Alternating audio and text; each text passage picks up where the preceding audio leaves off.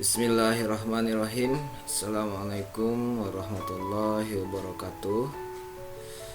Anak-anakku sekalian, bertemu lagi dengan Bapak di mata pelajaran fikih kelas 12 semester ganjil. Pada pertemuan yang lalu kita sudah membahas tentang konsep fikih dan usul fikih. Untuk pertemuan kali ini kita akan membahas tentang tujuan dan proses perkembangan fikih dan usul fikih. Kembali Bapak tekankan, pemahaman di bab pertama ini akan berpengaruh terhadap pemahaman kalian 1 tahun pembelajaran. Karena yang akan kita pelajari ke depan itu tidak jauh beda ya dengan apa yang kita pelajari saat ini. Artinya penjabaran dari apa yang kita pelajari, terutama dalam materi usul fikih. Oke, kita lanjut saja. Apa sih tujuan mempelajari fikih? Menurut Abdul Wahab Khalaf, ya fikih itu berhubungan dengan perbuatan dan perkataan seseorang. Sudah Bapak tekankan di pertemuan yang lalu bahwa fikih itu berkaitan dengan perkataan dan perbuatan seseorang. Jadi objek kajian fikih itu adalah perbuatan manusia. Oleh karenanya, utamanya seorang hakim ya, itu wajib memiliki pengetahuan tentang fikih. Adapun manfaat praktis bagi kita selaku manusia, pengetahuan fikih itu membuat kita mengetahui mana yang haram dan mana yang halal, mana yang wajib, mana yang sunnah, mana yang makruh, mana yang mubah. Kalau kita tidak tahu fikihnya, maka kita akan bisa jadi amal kita akan sia-sia. Contoh, kalian nggak tahu bahwa sholat itu harus wudhu dulu. Syarat sah sholat itu kalian harus suci, harus wudhu dulu, harus dalam keadaan wudhu. Kalian nggak tahu, akhirnya sholat bertahun-tahun nggak pakai wudhu karena nggak tahu fikihnya. Ternyata kewajiban syarat untuk wudhu itu adalah syarat untuk sholat itu adalah wudhu. Atau misalnya kalian sholat nggak pakai al-fatihah, itu sama juga nggak pakai rukun ya. Nggak baca al-fatihah. Nah, itu adalah tujuan diantara mempelajari fikih adalah mengetahui mana yang haram, mana yang halal, dan lain sebagainya. Beruntung kalian sekolah di madrasah aliyah dikasih tahu mana yang harus menjadi rujukan kita ke depan. Oke, selanjutnya adalah tujuan mempelajari usul fikih. Kalau tadi fikih itu lebih bercondong terhadap perilaku manusia, tapi usul fikih itu lebih akan membawa kita terhadap pemahaman akan seluk-beluk dan proses penetapan hukum dan dalil-dalil yang melandasinya. Jadi kalau fikih itu lebih istidlal ya, pengungkapan dalil. Kemudian mengetahui hukum-hukum dalam menentukan suatu hukum untuk menyelami hukum-hukum Allah yang baik dan benar. Al-Quran dan hadis itu tidak, kalau bukan dikatakan ini ya, tidak langsung secara praktis menjadi rujukan hukum. Dia harus digali dulu. Bapak sering contohkan ya yang paling mudah, wa aqimus shalah wa atuz zakah. Kita tahu hukum sholat itu wajib, zakat itu wajib ya, karena ada dalilnya itu, wa aqimus shalah. Kenapa wa aqimus shalah itu menjadi hukum wajibnya sholat? Karena ada kaidah usul fikihnya. Kaidah usul fikihnya apa? Al aslu fil amri lil wujub. Asal dari segala perintah dalam Al-Quran atau dalam hadis itu pada dasarnya wajib. Maka wa aqimu itu fi'il amr ya, yang menunjukkan perintah, maka secara otomatis dia secara default ya itu wajib hukumnya. kecuali nanti ada dalil-dalil yang membuat dia menjadi sunnah atau membuat menjadi mubah. Tapi defaultnya ketika ada perintah dalam Al-Quran dan hadis itu hukumnya wajib dilaksanakan. Itu al-aslu fil amri lil wujub. Kita akan pelajari nanti ini di semester genap. Akan sangat menarik pembahasan usul fikih.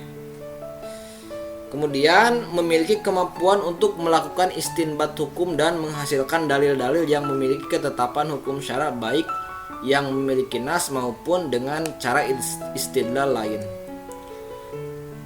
Terkadang apa yang dibahas dalam Al-Quran itu tidak selalu mencakup secara keseluruhan. Contoh, Al-Quran mengharamkan khamr, mengharamkan khamr.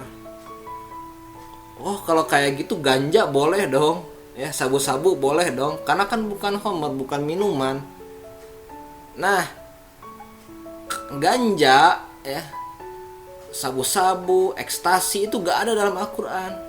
Maka dicari cara istidlal lain. Istidlal itu pencarian dalil, pencarian dalil lain, yaitu apa sih yang melandasi haramnya homer ini.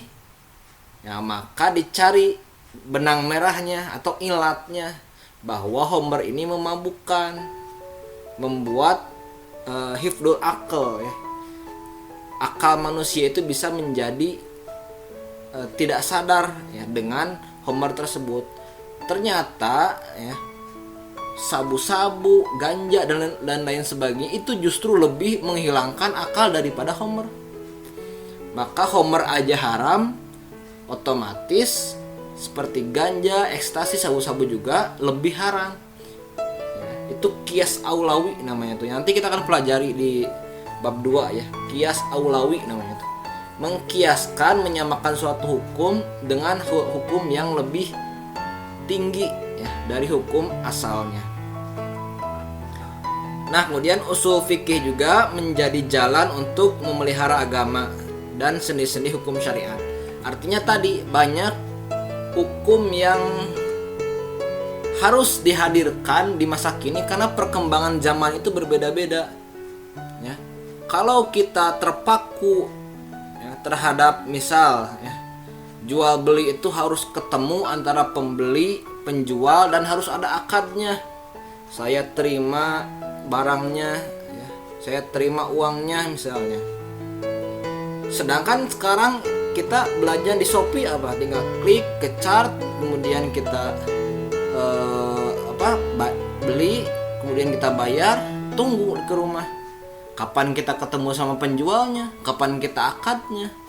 Nah, maka dicarilah melalui metodologi usul fikih. Nanti kita akan belajar bahwa al-aslu fil mu'amalati al-ibahah.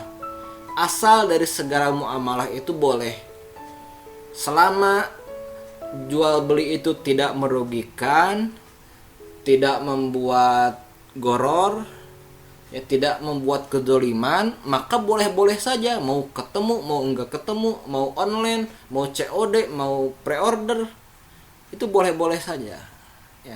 Bapak harap penjelasan ini membuat kalian tertarik belajar usul fikih ke depannya.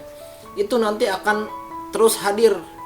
Maka seperti Bapak bilang tadi di pembukaan, belajar usul fikih ini di bab 1 akan menentukan pemahaman kalian di bab-bab selanjutnya. Oke, lanjut. Ini hanya pembahasan sejarah saja, mungkin pertumbuhan dan perkembangan fikih. Semakin permasalahan agama itu muncul, maka fikih pun akan mengalami perkembangan. Fikih biasa dibagi dengan 5 periodisasi. Pertama periode Nabi dan masa kedatangan, periode sahabat dan tabi'in, kemudian periode kodifikasi dan pematangannya, kemudian periode berhentinya ijtihad, dan periode kebangkitan. Ini nanti akan bersinggungan dengan contoh-contohnya. Contoh-contoh dari periodisasi ini nanti Bapak akan singgung di perkembangan dan pertumbuhan usul fikih. Biar sekalian penjelasannya. Nah, kitab-kitab fikih ya pada masa pembukuan ini kitab-kitab fikih yang muncul pertama kali. Ada namanya Al-Muwatta. Al-Muwatta ini kitabnya masih bisa kita beli sekarang. Kalau kalian di Shopee itu ada ya. Al-Muwatta. Bapak selama corona ini ya menyisihkan uang Bapak buat beli-beli kitab-kitab seperti ini. Al-Muwatta mungkin belum kebeli ya sekarang ya. Mudah-mudahan ada rezekinya. Kemudian ada kitab juga Zahirur Riwayah Sittah karya Ibnu Hasan Asy-Syaibani, yaitu menjadi ulama Hanafiyah. Imam Hanafi punya buku fikih namanya Fiqhul Akbar ya. Tapi seperti sebelumnya Bapak sebutkan, Fiqhul Akbar ini banyak membahas campuran ya, bukan hanya fikih saja.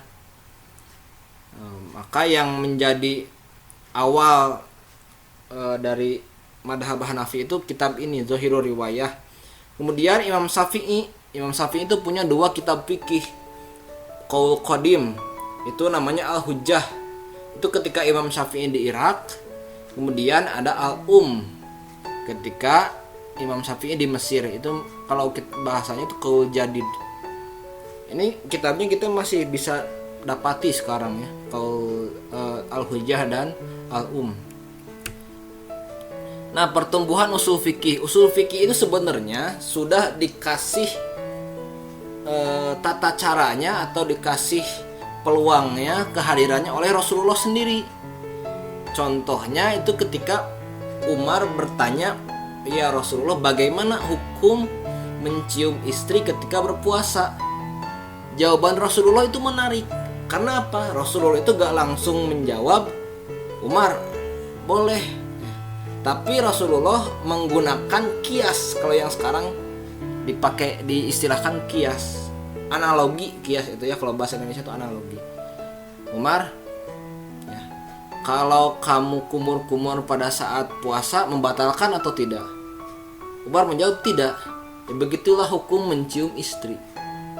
Jadi Rasulullah gak langsung menjawab bagaimana hukum mencium istri ketika puasa, boleh, gak langsung menyebut boleh, tapi menganalogikan dengan kumur-kumur ketika puasa. Kumur-kumur aja boleh, maka mencium juga boleh.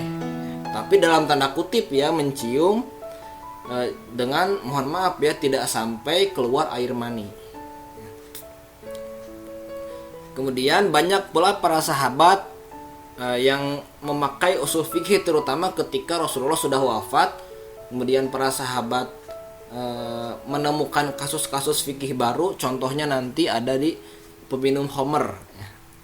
Seperti Ali bin Abi Thalib, Umar, itu banyak sekali membuat ijtihad menggunakan usul fikih. Contoh, Ali bin Abi Thalib itu pernah menghukum peminum Khamr itu dengan 80 kali cambukan, disamakan dengan had ya, dengan had qadzaf ya.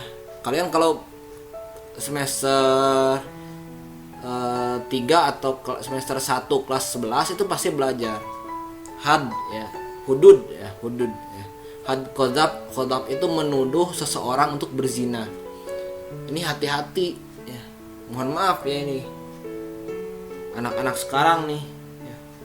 Kadang pembicaraannya itu ini udah misalnya mohon maaf ya, mencurigai teman kita sudah tidak perawan, itu bisa saja masuk ke qadzaf ya.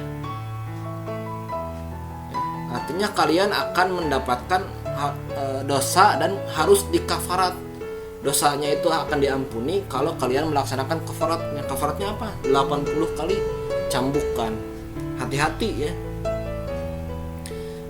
Usul fikih juga banyak dipakai pada masa tabi'in ya. Di antaranya ada masalah mursalah, di antaranya ada pembukuan hadis ya. Hadis itu kan dilarang ditulis ya pada zaman Nabi karena takut bercampur dengan Al-Qur'an. Tapi para tabi'in ya, atau tabi'in mulai membukukan hadis. Karena apa? Kalau sampai hadis tidak dibukukan, maka gak tahu ini mana yang benar hadis, mana yang bukan hadis. Maka dikenal ada hadis sahih, ada hasan, ada dhaif, ada mardud ya, ada maudhu ya. Banyak lah nanti kalau kita belajar ilmu hadis. Nah, Ibrahim An-Nakhai juga menemukan kias dengan pendekatan ilat. Lah baru dikenallah kias. Nanti akan disempurnakan lagi kias ini oleh Imam Syafi'i.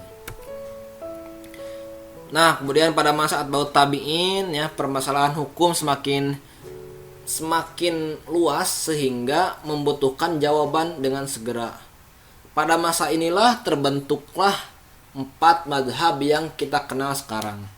Madhab akan kita pelajari nanti di bab ketiga ya. Nah, Bapak udah ancer-ancer nih ya, ini akan belajar di bab berapa ya? Di bab ketiga ya, bahwa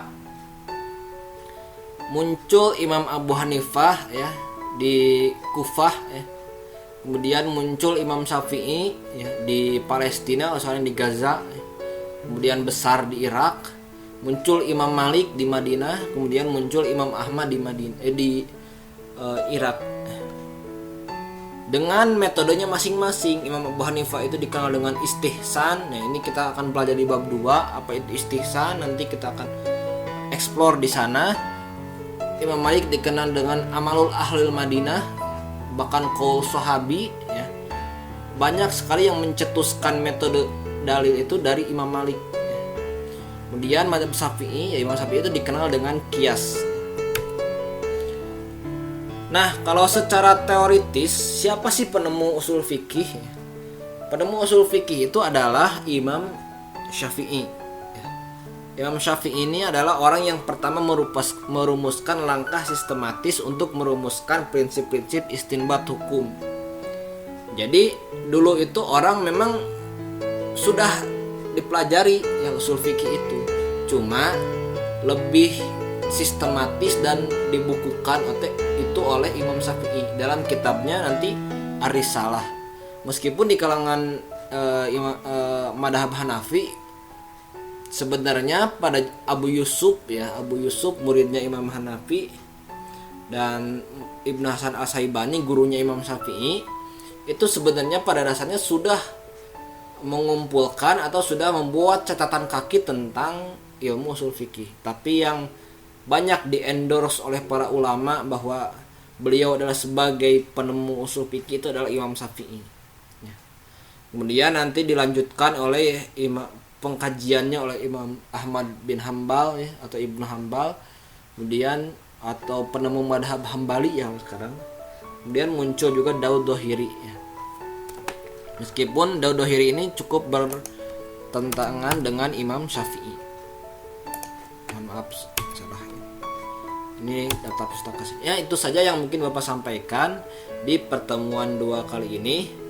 Intinya pemahaman di bab 1 ini akan terus kita ulangi nanti di bab-bab selanjutnya. Bab 2 kita akan mempelajari tentang metode pengambilan hukum dan dalil. Kemudian bab 3 tentang ijtihad dan madhab. Bab 4 kita akan pelajari tentang hukum al-mahkum fih dan mahkum alaih ya, belajar tentang apa itu wajib ya, apa itu syarat, mani ya. Kemudian fasid ya. Bab kelima kita akan pelajar kaidah fikih ya.